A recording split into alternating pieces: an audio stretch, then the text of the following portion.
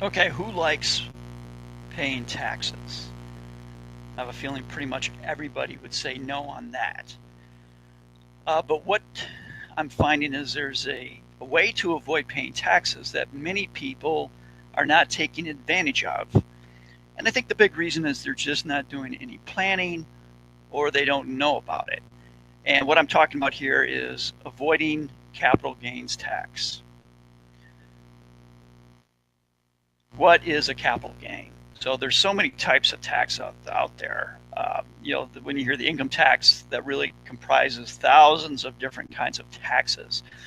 But a capital gain is basically any kind of gain you have for capital or money you invested.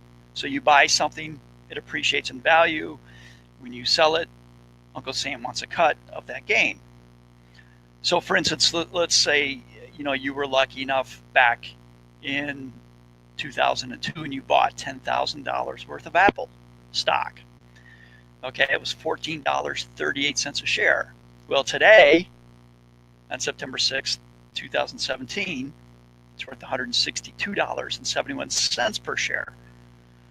So today, that $10,000 is worth $113,150. So you have a capital gain, which is $113,150 minus your original $10,000. So you have a gain of $103,150. Not too bad. So, if you just went out and you sold this, you're going to be paying capital gains on it. But there is a way that you might be able to avoid that capital gains tax. What most people don't realize is if you're in the 10% tax bracket or 15% tax bracket, all of your long-term capital gains avoid any taxation. So basically, this chart shows you what you have in capital gains tax if you have a short-term or a long-term capital gain. So a short-term is any gain where you held the asset less than a year. So long-term is holding an asset for 1 year and a day. So if you bought Apple in 2002, you've got a very long-term capital gain. You got 15 years in.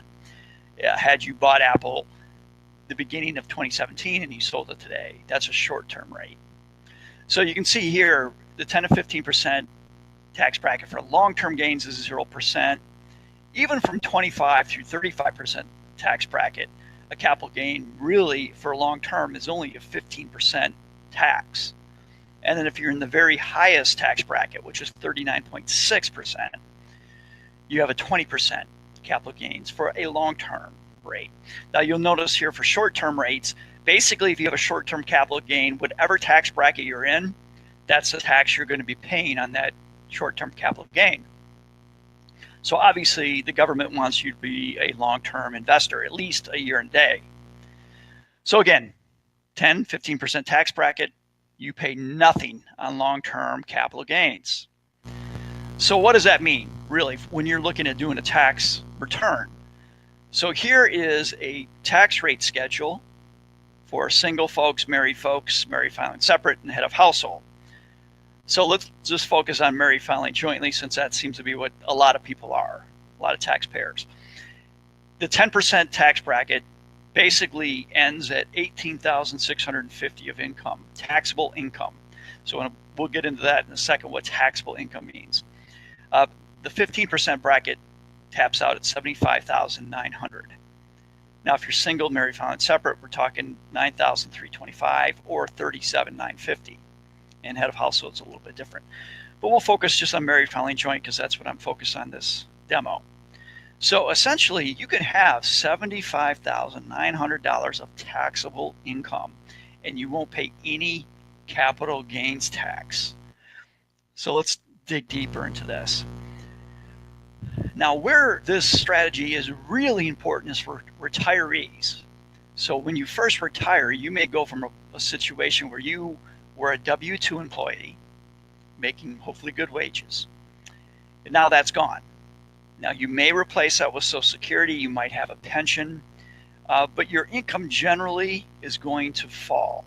Unless you're pulling a lot of money from a tax deferred account like a 401k or IRA or your 403b, or if you have a lot in pension and Social Security income. So you can control a lot of this when you first retire, and that's why it's really a strong strategy for a recent retiree.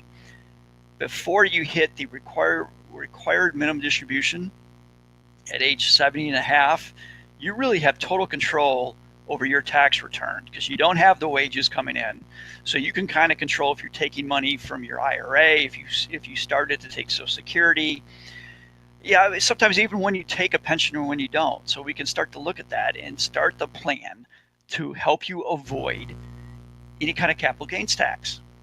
So here is a situation. We're going to assume they're retired. So we have 0 for wages.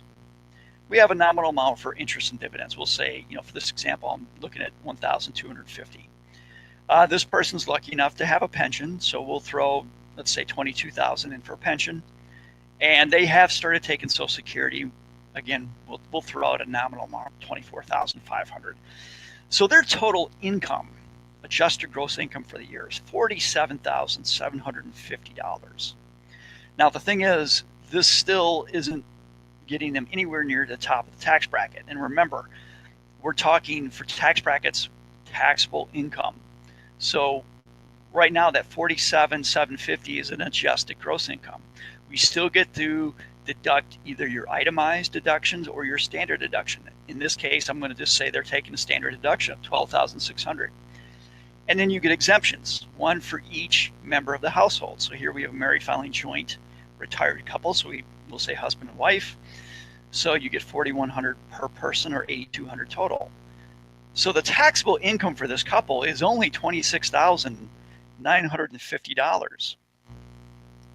Remember, the top of the 15% tax bracket is $75,900. Now this couple has only used $26,950 of that $75,900. This means that they could take $48,950 of capital gains and not pay a single penny of tax on that gain. You can get close to $49,000 of gains and not pay a penny of tax on it. Think about that for a second.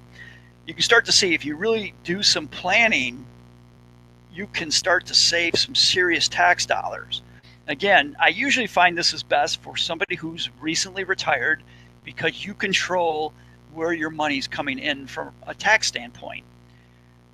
It also works if you happen to have incomes in the 10 or 15% bracket. So if you, again, going back to our example on Apple, if you had purchased Apple 15 years ago and you have a large capital gain, $103,000 of capital gains on this thing, if you're in the 15% bracket or below, you can, over the next 3 years, you could set it up so you could take a portion up to that $48,950 of gains every single year and not pay a penny of tax. So really, the first 2 years are the most important. At that point, you're looking at about $98,000 of gains that you take in the first 2 years. Last year, you're only looking at $5,000-6,000 of gains. So really, if you planned it out, let's say you retired in 2017, you had bought Apple back in 2002. So rather than starting your Social Security, or rather than pulling from your IRAs or 401ks or 403bs, in order to stop building up your taxable income using those things, what you do is you use your capital gains and you can avoid taxes. Imagine that. Imagine making over 10 times your money on a stock like Apple and then not paying any gains on it. So this is a very powerful strategy for anyone in the 15% bracket. And again, retirees, please take note of this, because you are more than likely going to go in the lower bracket if you plan correctly. The key is you must do planning. So we look at the mistakes here, and you'll notice the second thing I put on there is not doing tax planning when you first retire. So many people retire if they have a pension and they just start taking Social Security right away.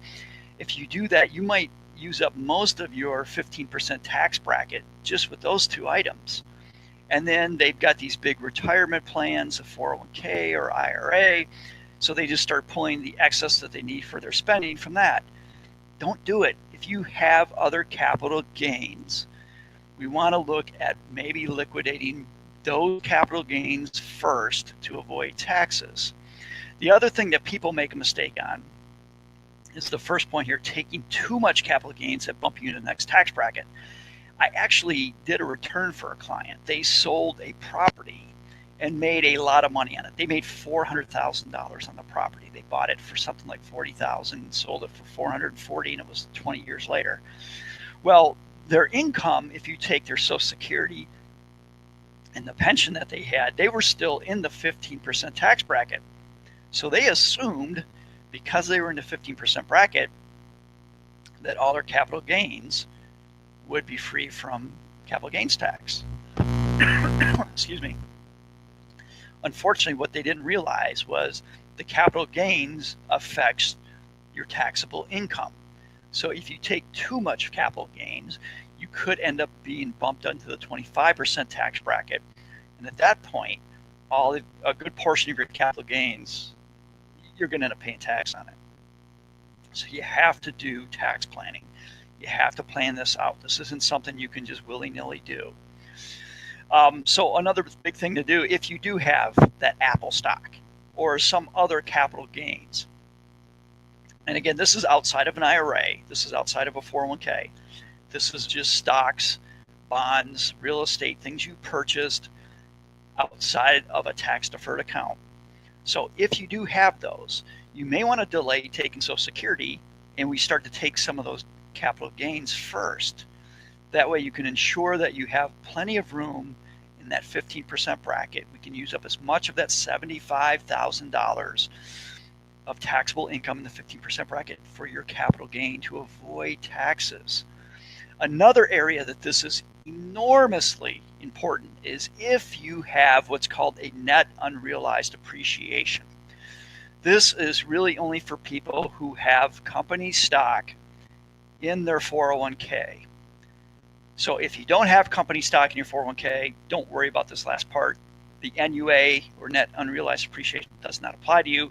But basically what net unrealized appreciation means is if you have company stock in your 401k plan, and let's say it's grown, you own, we'll use Apple as an example again. Let's say you work for Apple and you purchased Apple for $10,000 within your 401k. So that's your cost basis.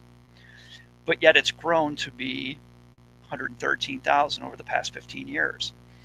So you can pull that $113,000 out of your 401k and you only pay tax on the basis, which in this case would be $10,000.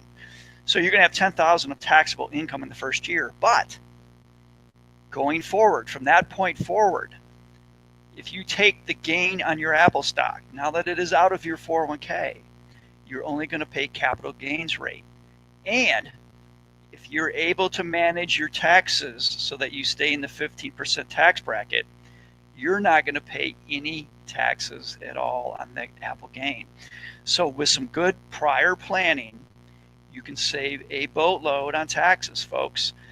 Because in this NUA example, if you just left it in your 401k, you left your Apple stock in there, and you pulled the money out of the 401k just as a distribution, you're going to pay ordinary income tax rates on that. So by using this methodology that I'm showing you, you might be able to get away with no taxes on that amount other than the initial tax on whatever your cost basis is. I won't go much more in the NUA because that's a topic in itself. But if you do have company stock in your 401k, you need to be thinking about this. So again, big mistakes. The biggest, not doing the planning, especially for people who just retire. Taking Social Security a little bit too early when you have large capital gains. And then if you have company stock in your 401k, not utilizing the net unrealized appreciation, or NUA, tax provisions. So if you would like free financial information, and like I say, it's worth every single penny of it, you can sign up for my newsletter right here, picketfencefinancial.com/education. You can go to our Facebook page or our YouTube page, which is Kirk Kinder. If you sign up for our newsletter, we'll let you know every month of when we're doing these webinars online. We also have in-office seminars, and we write articles for various publications and get quoted in press, so you'll be able to keep abreast of all of that. And of course, we always finish with our lawyers telling you a little bit about our disclaimer. If you have any questions at all, I'd be happy to discuss it. You can just drop me a line at kirk@picketfencefinancial.com. Take care.